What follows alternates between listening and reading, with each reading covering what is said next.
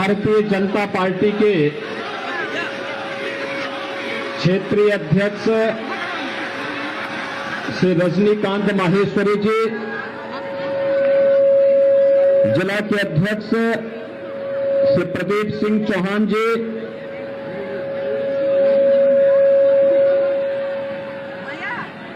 Bharatiya Janata party के लोकप्रिय और सुयोग्य प्रत्याशी तथा भारत सरकार में मंत्री प्रोफेसर एसपी सिंह बघेल जी, माननीय सांसद श्री अनिल जैन जी, जिला प्रभारी दिनेश वशिष्ठ जी, जिला पंचायत मैनपुरी के अध्यक्ष श्रीमती अर्चना गोविंद भदौरिया जी, विधानसभा प्रभारी नानक चंद अग्रवाल जी, लोकसभा के पूर्व प्रत्याशी श्री प्रेम सिंह साक्य जी, गोविंद भदौरिया जी, श्रीमती मधु बघेल जी, अनुजेश यादव जी, संजीव यादव जी, दलवीर पाल जी, जिला उपाध्यक्ष विधानसभा के सह संयोजक श्री अरुण प्रताप सिंह चौहान जी, भूपेंद्र यादव जी, धर्मेंद्र कश्यप जी और आगरा उत्तर से विधायक श्री पुरुषोत्तम खंडेलवाल जी और करहल विधानसभा सीट पर आज यहां पर उपस्थित भारी संख्या में मेरे करहल विधानसभा क्षेत्र के भाइयों बहनों, मैं आप सबका करहल में मैनपुरी की इस ऐतिहासिक भूमि पर इतनी भीषण गर्मी के बावजूद इस उत्साह के साथ खड़े होने के लिए हृदय से स्वागत करता हूं, अभिनंदन करता हूं। भाइयों बहनों, मैं देख रहा था, ऊपर से भी देख रहा था, आते समय भी मैं देख रहा था, कितना उत्साह है माताओं में, बहनों में, नौजवानों में, बुजुर्गों में, अन्नदाता किसानों में और समाज के प्रत्येक तबके में। और हम लोगों को लगता है कि वास्तव में प्रोफेसर एसपी सिंह बघेल ने करहल में आकर के यहां के विकास को एक नई गति देने का संकल्प जो लिया है, आज समाजवादी पार्टी की चूलें उससे ही हिल गई हैं। भाइयों बहनों, आज पूरे प्रदेश में जो अपार उत्साह और आशीर्वाद भारतीय जनता पार्टी की डबल इंजन की सरकार को आम जनमानस का मिल रहा है, उसके पीछे 5 साल की वह साधना है, जिस साधना के परिणाम स्वरूप आज मैं कह सकता हूं कि 5 साल पहले जो जनता जनार्दन के लिए प्रधानमंत्री मोदी जी के मार्गदर्शन और प्रेरणा में भारतीय जनता पार्टी की सरकार ने प्रदेश के अंदर बिना भेदभाव के विकास की योजनाओं को आगे बढ़ाया, सुरक्षा का एक माहौल दिया और लोक कल्याणकारी, गरीब कल्याणकारी योजनाओं को हर व्यक्ति तक बिना भेदभाव के पहुंचाया। आज उसका परिणाम है कि प्रदेश की जनता जनार्दन का आशीर्वाद भारतीय जनता पार्टी को ब्याज सहित आज प्राप्त हो रहा है। मैं इसके लिए आप सबका हृदय से अभिनंदन करता हूं, स्वागत करता हूं। भाइयों बहनों, समाजवादी पार्टी के लोग आज बौखला गए हैं। करहल में अपनी करारी हार को देखते हुए वे अब आपा खो चुके हैं। प्रोफेसर एसपी सिंह बघेल पर हुआ हमला उनकी इस कायराना हरकत को प्रदर्शित करता है, लेकिन चिंता करने की आवश्यकता नहीं भाइयों बहनों, चिंता करने की आवश्यकता नहीं। याद करना, हमने 5 साल के अंदर समाजवादी पार्टी के संरक्षण में पलने वाले पेशेवर गुंडे और अपराधियों के खिलाफ बिना किसी मान मनोबल के कार्रवाई की है। और मैं आपको आश्वासन देने के लिए आया हूं कि बुलडोजर को मरम्मत करने के लिए भेज दिया हूं। 10 मार्च के बाद जब ये फिर से चलना प्रारंभ होगा तो जिन लोगों में अभी ज्यादा गर्मी निकल रही है, भाइयों बहनों, ये गर्मी 10 मार्च के बाद अपने आप शांत हो जाएगी। भाइयों बहनों, मुझे बताया जा रहा है कि समाजवादी पार्टी के गुर्गे जगह जगह जाकर के भारतीय जनता पार्टी के कार्यकर्ताओं को, समर्थकों को धमका रहे हैं। लेकिन अब ये धमकीबाज बहुत ज्यादा समय तक नहीं चल पाएंगे। चुनाव की प्रक्रिया 10 मार्च को संपन्न हो जाएगी और 10 मार्च के दिन जब भारतीय जनता पार्टी प्रचंड बहुमत की सरकार बनाएगी, तब आप देखना फिर क्या प्रदेश के अंदर कानून का राज कैसे स्थापित होता है और कानून का राज फिर से प्रदेश की जनता जनार्दन देखेगी। भाइयों बहनों, जो ये उत्साह है आप लोगों का, ये उत्साह वास्तव में वास्तविक उत्साह है। मैं कल देख रहा था, जिस दिन नामांकन करने के लिए समाजवादी पार्टी के प्रत्याशी करहल में आए थे, उन्होंने कहा अब दोबारा सर्टिफिकेट लेने के लिए आऊंगा, लेकिन प्रोफेसर एसपी सिंह बघेल जी ने उनको 5वें दिन ही वापस यहां आने के लिए मजबूर कर दिया। वे बौखलाए हैं, परेशान हैं, आसमान से टपके और खजूर में अटके वाली स्थिति उनकी हो गई है। वैसे आप बहुत बुद्धिमान हैं, याद करना, आजमगढ़ ने उन्हें सांसद चुना और कोरोना कालखंड में एक भी बार आजमगढ़ नहीं गए, इसलिए वहां से उन्होंने लड़ने का साहस नहीं किया। उनको लगा कि नेताजी की विरासत को मैं हथिया लूं।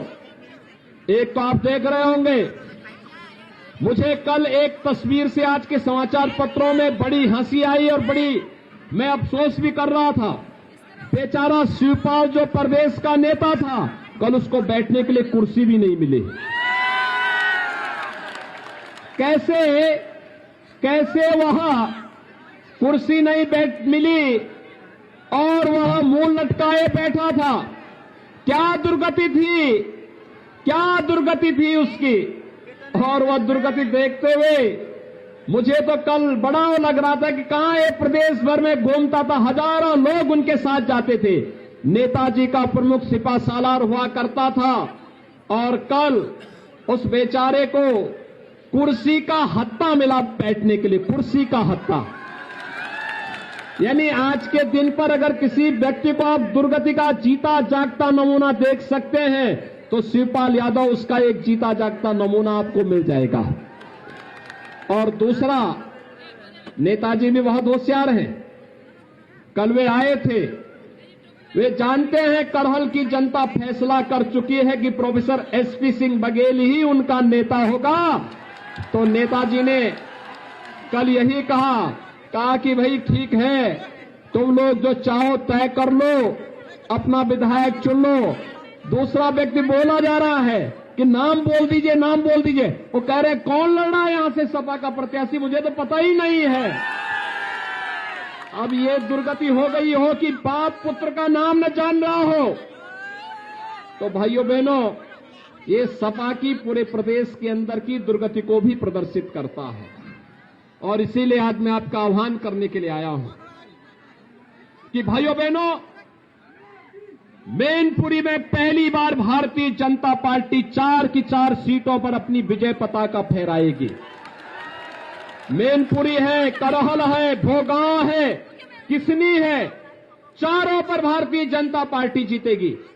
लेकिन इसके लिए हम लोगों को अभी भी निश्चिंत नहीं होना है, क्योंकि जिन लोगों ने प्रदेश को पूरी तरह चर करके बर्बाद करने का कार्य किया हो, जिन लोगों ने करहल को उसकी पहचान दिलाने का नहीं। मैं देख रहा था कितनी गरीबी है, कितनी बदहाल स्थिति है, कितना बेरोजगारी है और किस हद तक जाकर के लोगों का शोषण किया गया है। आज भी करहल जैसे क्षेत्र ने, जिसने प्रदेश को नेतृत्व दिया हो किसी कालखंड में, आज भाइयों बहनों यहां पर तो विकास आसमान छूते हुए दिखाई देना चाहिए था, लेकिन समाजवादी कुनबे को विकास पसंद नहीं। उनके लिए सबका साथ और सिपाही खानदान का मात्र विकास, यही एकमात्र उनका नारा है, बाकी उनका कोई नारा नहीं। आपने देखा होगा उनकी संवेदना कभी गरीबों के प्रति नहीं थी, गांव के विकास के प्रति नहीं थी, नौजवान के रोजगार के लिए नहीं थी, अन्नदाता किसान की खुशहाली के लिए भी नहीं थी। उनकी संवेदना तो आतंकवादियों के प्रति थी। याद करिए समाजवादी पार्टी में जो आज समाजवादी पार्टी के प्रत्याशी हैं, आपके इस सीट पर चुनाव लड़ रहे हैं, याद करिए 2012 में जब वो मुख्यमंत्री बने थे, उन्होंने पहला फैसला क्या लिया था? पहला फैसला था अयोध्या में राम जन्मभूमि पर आतंकी हमला करने वाले आतंकवादियों के मुकदमों को वापस लेने का। उनका पहला फैसला था काशी में संकट मोचन मंदिर पर आतंकी हमला करने वाले आतंकवादियों के मुकदमों को वापस लेने का, कचहरियों पर हमला करने वाले आतंकवादियों के मुकदमों को वापस लेने का था।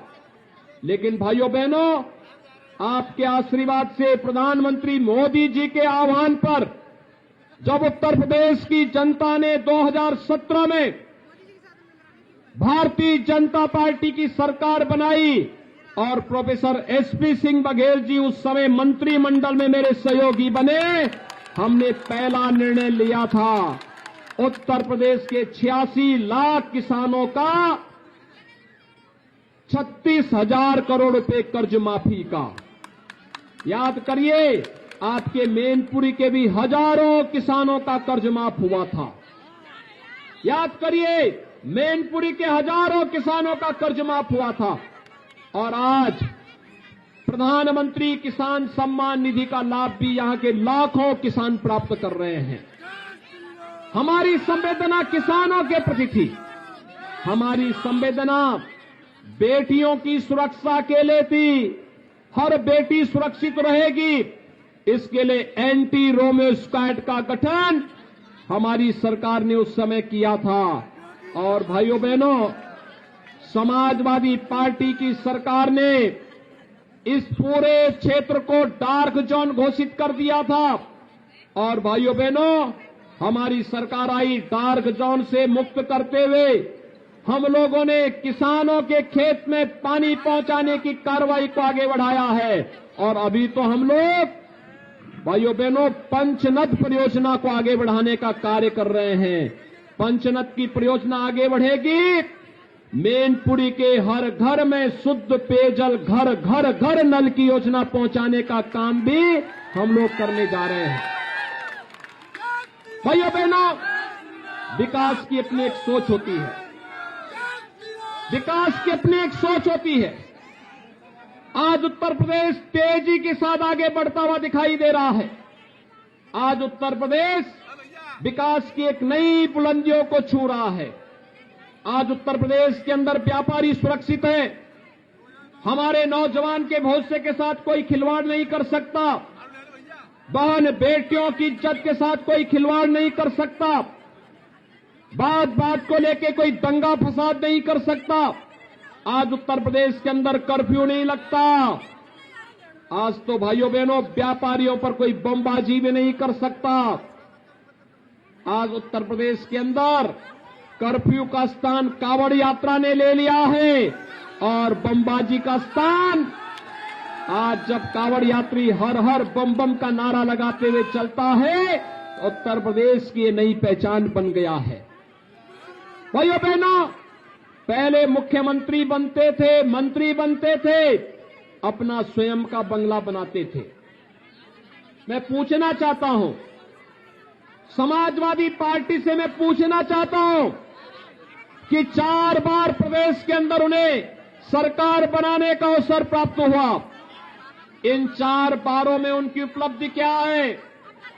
उन्होंने अपराधियों के खिलाफ कार्रवाई नहीं की, लेकिन राम भक्तों पर गोलियां जरूर चलाई थी। अयोध्या में राम भक्तों पर गोलियां जरूर चलाई थी। 4 बार उन्हें प्रदेश में सत्ता चलाने का अवसर प्राप्त हुआ, लेकिन गरीबों के मकान नहीं बन पाए थे। भाइयों बहनों, 5 साल में भारतीय जनता पार्टी की डबल इंजन की सरकार ने 43,50,000 गरीबों को एक एक मकान उपलब्ध करवाया है। 43,50,000 गरीबों को। आज प्रदेश विकास की नई बुलंदियों को छूता हुआ आगे बढ़ रहा है। हर जनपद में एक मेडिकल कॉलेज स्थापना की कार्रवाई आगे बढ़ रही है। कनेक्टिविटी बेहतर हो रही है। और भाइयों बहनों, उत्तर प्रदेश के नौजवानों को रोजगार मिल रहा है। अन्नदाता किसानों को पूरा सम्मान मिल रहा है। बेटियां अपने आप को सुरक्षित महसूस कर रही हैं और नए भारत के नए उत्तर प्रदेश को आज दुनिया निहारने के लिए आती है। भाइयों बहनों, पहले केवल सफाई महोत्सव होता था। न उसमें राग था, न रंग था, न भाव थी, न भाषा थी। किसी को पता ही नहीं था क्या हो रहा है। आज तो भाइयों बहनों, हमारी पौराणिक और पुरातन पहचान को लेकर के प्रदेश में महोत्सव होते हैं। अयोध्या में दीपोत्सव का आयोजन होता है, जो दीपावली के साथ पूरी दुनिया को जोड़ता है। और मथुरा वृंदावन में रंगोत्सव का कार्यक्रम होता है। पूरी दुनिया मथुरा और भगवान कृष्ण के रंग के साथ अपने आप को जोड़ करके एक आत्मीयता का एहसास करती है। काशी में देव दीपावली का आयोजन होता है। पूरी दुनिया भगवान शिव के साथ सीधे सीधे जुड़ती है। भव्य कुंभ और दिव्य कुंभ का आयोजन होता है। और भाइयों बहनों, यही नहीं, मैं आपको ये भी एहसास कराने के लिए आया हूं। 2017 में हम लोग आए थे। हम लोगों ने कहा था कि रामलला हम आएंगे, मंदिर वहीं बनाएंगे। आज तो अयोध्या में राम मंदिर का निर्माण प्रारंभ हो गया है ना। हमने जो कहा वो काम कर दिया है ना। अब तो कोई संदेह नहीं है ना। अयोध्या में राम मंदिर निर्माण में अब कोई संदेह रह गया है क्या? क्या ये काम समाजवादी पार्टी कराती? क्या ये काम कांग्रेस या बहुजन समाजवादी पार्टी कराती? भाइयों बहनों, हमने जो कहा वो करके दिखा दिया। अयोध्या में 500 वर्षों के बाद न जाने हमारी कितनी पीढ़ियां चली गई, न जाने कितनी पीढ़ी चली गई। उनके मन में एक ही टीस रहा करती थी, काश अपने प्रभु राम का मंदिर बनते हुए हम भी देख पाते। काश हमारे प्रभु राम का भव्य मंदिर बन गया होता। लेकिन भाइयों बहनों, डबल इंजन की सरकार का यही लाभ है। आज अयोध्या में प्रधानमंत्री मोदी जी ने कोरोना भी प्रधानमंत्री जी का मार्ग नहीं रोक पाया, राम मंदिर के मार्ग को नहीं रोक पाया। जिसने पूरी दुनिया के मार्ग को रोका है, वह कोरोना भी राम मंदिर के निर्माण के मार्ग को नहीं रोक पाया। 5 अगस्त 2020 को प्रधानमंत्री मोदी जी ने अयोध्या में श्री राम मंदिर के भव्य मंदिर निर्माण का कार्य शुभारंभ कर दिया है। और 2023 तक अयोध्या में भगवान राम का भव्य मंदिर बनेगा, रामलला विराजमान होंगे। तो भाइयों बहनों, ये राम मंदिर भारत का राष्ट्र मंदिर होगा, राष्ट्र मंदिर। भाइयों बहनों, काशी में काशी विश्वनाथ धाम और मथुरा वृंदावन में ब्रज तीर्थ विकास परिषद के माध्यम से भी विकास एक नई ऊंचाइयों को पहुंचाने का कार्य हो रहा है। और आज भाइयों बहनों, मैं आपको यही कहने के लिए आया हूं। वर्तमान में पूरी दुनिया कोरोना महामारी की चपेट में है। कोरोना में फ्री में टेस्ट, फ्री में उपचार, फ्री में वैक्सीन भी मिला कि नहीं मिला है? कितने लोगों ने वैक्सीन लिया है? सड़क के उस पार कितने लोगों ने लिया है वैक्सीन? थोड़ा हाथ खड़ा करके बोलो भाई, देखो मेरी सभा में डरने की आवश्यकता नहीं। वैसे भी आप तो बहादुर हैं, आप तो बड़े बहादुर हैं। आप तो अन्याय अत्याचार के खिलाफ लड़े हैं और आज तो मैं स्वयं ही यहां पर आया हूं आपके बीच में। आज कोई आपका बाल बांका नहीं कर पाएगा। कितने लोगों ने वैक्सीन ली है? दोनों हाथ ईमानदारी से खड़ा करके थोड़ा मुझे बताइए। भाइयों बहनों, मैं आप सबका अभिनंदन करता हूं। देखो ना, यहां पे समाजवादी पार्टी के जो प्रत्याशी हैं, स्वघोषित प्रत्याशी हैं, उन्होंने कहा था कि वैक्सीन नहीं लेंगे। आप सोचिए, अगर ये वैक्सीन नहीं लेते तो कोरोना महामारी हमें छोड़ती क्या? ये तो हमारे जीवन के साथ खिलवाड़ कर रहा था। यानी ये व्यक्ति हमारा हित चिंतक नहीं, हमारी जान के साथ खिलवाड़ कर रहा था। आप मुझे बताइए, जो संकट का साथी है वही साथी होगा ना? शेष तो अवसरवादी होंगे ना? और उस समय समाजवादी पार्टी ने भी कहा था कि ये तो मोदी वैक्सीन है, ये बीजेपी वैक्सीन है, कहा था ना? आज भाइयों बहनों, उनको जवाब देने की आवश्यकता है कि अगर ये मोदी वैक्सीन और बीजेपी वैक्सीन से हमारी जान बची है तो फिर वोट भी इसी भाजपा को देना है और मोदी जी के आह्वान पर ही देना है। आप तय कर चुके हैं ना? अच्छा, मुझे एक बात बताओ, कोरोना कालखंड में आपको फ्री में राशन मिल रहा है कि नहीं मिल रहा है? क्या ये समाजवादी पार्टी की सरकार में भी मिलता था क्या? वहां पे तो उनके गुर्गों के लिए पूरा नहीं होता था। पूरे प्रदेश में ऐसे झपटते थे वे जैसे भूखे नंगे हो। पूरे प्रदेश को नोच खाना चाहते थे। और इसलिए भाइयों बहनों, ये डबल इंजन की सरकार है तो 2 बार राशन भी दे रहे हैं। कोई हम आप पर, कोई हम लोग मेहरबानी नहीं कर रहे हैं। ये हमारा दायित्व था और प्रधानमंत्री मोदी जी का आदेश था कि जनता को कोई परेशानी नहीं होनी चाहिए इस महामारी के दौरान। भाइयों बहनों, 15 करोड़ गरीबों को महीने में 2 बार फ्री में राशन, और भाइयों बहनों, दाल भी और रिफाइंड तेल भी दिया जा रहा है, और साथ साथ 1 किलो नमक भी, और अंत्योदय परिवार को 1 किलो चीनी भी मिल रहा है ना? भाइयों बहनों, मैं आपको एक बात और बताना चाहता हूं। समाजवादी पार्टी ने कभी अपनी संवेदना गरीब के प्रति व्यक्त नहीं की। इनके शासन काल में गरीब भूखों मरता था और अन्नदाता किसान आत्महत्या करने के लिए मजबूर होता था।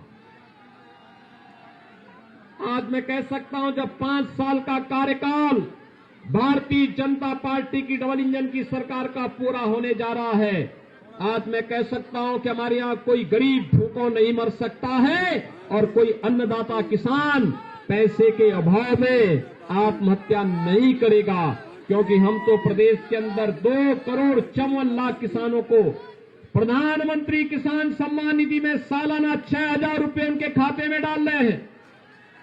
और यही नहीं, वृद्धजनों के लिए, विधवा महिलाओं के लिए, दिव्यांग जनों को भी 12,000 रुपए सालाना पेंशन की सुविधा उपलब्ध करवा रहे हैं। 12,000 रुपए सालाना। 1 करोड़ ऐसे परिवार हैं जिनको 12,000 रुपए सालाना पेंशन दे रहे हैं। और भाइयों बहनों, हमने एक और निर्णय लिया है। इस सिपाही खानदान कभी चाहता ही नहीं था कि किसी और का विकास हो। मैं भी परसों सिरसागंज गया था। एसपी सिंह बघेल जी का वो कार्य क्षेत्र रहा है। श्री हरिओम यादव वहां चुनाव लड़ रहे हैं, तो हरिओम यादव को समाजवादी पार्टी ने बिना किसी वजह के निकाल दिया। तो हरिओम यादव को भारतीय जनता पार्टी ने सपोर्ट किया और ऐसे ही बड़ी सभा हरिओम यादव जी के समर्थन में थी। और हरिओम यादव ने उस दिन यही कहा, मैंने हरिओम यादव से यही पूछा, मुझे कहा ये तो बताओ कि भाई आपको क्यों निकाल दिया। उन्होंने कहा इस सिपाही खानदान चाहता ही नहीं कि कोई जनाधार वाला कोई यादव उनके साथ रहे, और इसलिए उन्होंने मुझे बाहर कर दिया। लेकिन आप चिंता मत करिए, उन्होंने कहा मुझे उस दिन, कहा फिरोजाबाद में 5 सीट है, सिरसागंज तो डंके की चोट पर जीतेंगे। उन्होंने कहा कि सिरसागंज से हरिओम यादव, करहल से प्रोफेसर एसपी सिंह बघेल और मैनपुरी से ठाकुर जयवीर सिंह, ये तीनों जब मिल जाएंगे तो फिरोजाबाद और मैनपुरी की भी सभी 9 की 9 सीट भारतीय जनता पार्टी की झोली में होंगे। तो मैंने कहा, उन्होंने कहा देखिए सिपाही खानदान का तो एक ही नारा है, सबका साथ लेकिन सिपाही खानदान का विकास। नौकरी निकलती थी नौजवानों के लिए और चाचा और भतीजा वसूली के लिए निकल पड़ते थे। किसी नौजवान को बिना पैसे के नौकरी देते थे क्या ये लोग? हमारे नौजवानों के भविष्य के साथ खिलवाड़ करते थे। और अभी तो इन्होंने इतना बड़ा अनर्थ किया, हम लोग प्रदेश के 1 करोड़ नौजवान को टैबलेट और स्मार्टफोन दे रहे थे। इन्होंने चुनाव आयोग को शिकायत कर दी, जबकि ये पहले से चली आ रही योजना थी। 6 महीने पहले हमने योजना लॉन्च कर दी थी। कोरोना के कारण इतना प्रोडक्शन नहीं हो पा रहा था, और जब प्रोडक्शन आ रहा था हम उसी ढंग से वितरित कर रहे थे। हम लोगों ने भी तय किया है कि इन्होंने अगर विरोध किया है, अभी तो 1 करोड़ नौजवानों को दे रहे हैं टैबलेट और स्मार्टफोन। भाइयों बहनों, 10 मार्च को भारतीय जनता पार्टी की सरकार बनने दीजिए, 2 करोड़ युवाओं को टैबलेट और स्मार्टफोन हम प्रदेश के अंदर उपलब्ध करवाएंगे, 2 करोड़ युवाओं को। और यही नहीं, माता पिता के ऊपर इसका बोझ नहीं आने देंगे। डिजिटल एक्सेस जो भी होगा वह प्रदेश सरकार स्वयं वहन करेगी। उत्तर प्रदेश का नौजवान ऑनलाइन एजुकेशन, ऑनलाइन एग्जामिनेशन और कंपटीशन की तैयारी भी अपना टैबलेट और स्मार्टफोन से ही करके देश के अंदर प्रतियोगी परीक्षाओं में पहला स्थान प्राप्त करेगा। भाइयों बहनों, आज मैं आपके पास एक बार फिर ये कहने के लिए आया हूं, बेझिझक अपना वोट भारतीय जनता पार्टी के चुनाव चिन्ह कमल के फूल पर दीजिए। घबराने की आवश्यकता नहीं है, अब कोई घबराने की आवश्यकता नहीं। हमने इतना तय कर लिया है, प्रदेश का एक जगह का गुंडा दूसरे जगह जाने की स्थिति में नहीं है। आज के दिन पर कुछ लोग जेल में चले गए थे, जेल के बाद बेल लेकर के बाहर आए होंगे, और अभी 2-3 महीने के लिए जब चुनाव की घोषणा हुई, थोड़ा इस समय रेंगते हुए दिखाई दे रहे हैं। भाइयों बहनों, इनका रेंगना 10 मार्च के बाद भी बंद हो जाएगा। घबराने की आवश्यकता नहीं, क्योंकि हम तो तय कर चुके हैं। हम तय कर चुके हैं, उत्तर प्रदेश के नौजवानों के भविष्य के साथ खिलवाड़ नहीं होने देंगे, उत्तर प्रदेश की पहचान को नहीं मिटने देंगे, और उत्तर प्रदेश के अन्नदाता किसान को भी परेशान नहीं होने देंगे, और अपनी बहन बेटियों की इज्जत के साथ भी किसी को खिलवाड़ नहीं करने देंगे। सिपाही खानदान के लिए अपना कुनबा ही पूरा प्रदेश होगा, लेकिन मेरे लिए तो पूरा प्रदेश ही परिवार है, और इसलिए पूरे प्रदेश के हित के बारे में हम लोग सोचते हैं। इसीलिए प्रधानमंत्री जी ने मंत्र दिया, सबका साथ सबका विकास, और सबका साथ और सबके विकास के लिए हम लोगों ने तय किया है, एक हाथ पर विकास की छड़ी और दूसरे हाथ पर बुलडोजर का स्टीयरिंग लेकर के पूरे प्रदेश के अंदर हम लोग घूमेंगे। आप देखना, उत्तर प्रदेश विकास भी करेगा और ये दंगा फसाद करने वाले, कर्फ्यू लगाने वाले, व्यापारियों पर हमला करने वाले, बहन बेटियों की इज्जत के साथ खिलवाड़ करने वाले और ये जितने धमकीबाज हैं ना, इनको आप देखना 10 मार्च के बाद ये अपने गले में तख्ती लटका करके घूमते हुए दिखाई देंगे। और वही आह्वान करने के लिए मैं आया हूं, बेझिझक वोट दीजिए। आपके उत्साह को देख करके मैं कह सकता हूं, प्रोफेसर एसपी सिंह बघेल का चुनाव भारतीय जनता पार्टी ने बहुत महत्वपूर्ण तरीके से किया है। और भाइयों बहनों, आप उनको चुनाव जिता करके भेजे, करहल को एक बार फिर से मथुरा वृंदावन बनाने का काम अगर कोई करेगा तो भाइयों बहनों वह एसपी सिंह बघेल के नेतृत्व में होगा। और यही आह्वान करने के लिए आज मैं आपके पास आया हूं। चुनाव के दिन पहले मतदान, यानी 20 तारीख को चुनाव होने हैं परसों। आज चुनाव प्रचार का अंतिम दिन है। पहला काम मतदान का, डरिए मत, बेझिझक जाइए। जो उत्साह आपने दिखाया है करहल के प्रति और मैनपुरी के प्रति, मैं उसका आह्वान करने के लिए आया हूं। ये जो गुंडे अपराधी अभी हमला करके अपना कायराना हरकतों का कर रहे हैं ना, इनका तो बहुत अच्छा उपचार है हमारे पास, बहुत अच्छा उपचार है। ऐसे धमकीबाज पश्चिम में भी पैदा होते थे, केराना और कांदला में भी। और आपने देखा होगा कि आज कांदला और केराना के अपराधी गले में तख्ती लगा कर भीख मांगते हैं, कहते हैं साहब एक बार जान बकस दो, बस हम सब्जी बेचकर अपना काम कर लेंगे, ठेला लगा करके अपना काम कर लेंगे, लेकिन हम किसी को छेड़ेंगे नहीं, किसी व्यापारी को पलायन नहीं करने देंगे अब। और भाइयों बहनों, मैं यही कहने के लिए आया हूं, बेझिझक आप वोटिंग करिए, डरिए मत। अपना चुनाव बूथ पर जाइए। हर एक मतदाता को पहला काम मतदान का और फिर जलपान का। पहला काम मतदान। सभी लोग सहमत हैं? कमल चुनाव चिन्ह पर प्रोफेसर एसपी सिंह बघेल जी को चुनाव जिता करके भेजेंगे। मैं आश्वस्त होकर के जाऊं मजबूती के साथ। सभी लोग सड़क के उस पार भी मेरे साथ दोनों हाथ ला करके बोलेंगे, भारत माता की, भारत माता की, भारत माता की।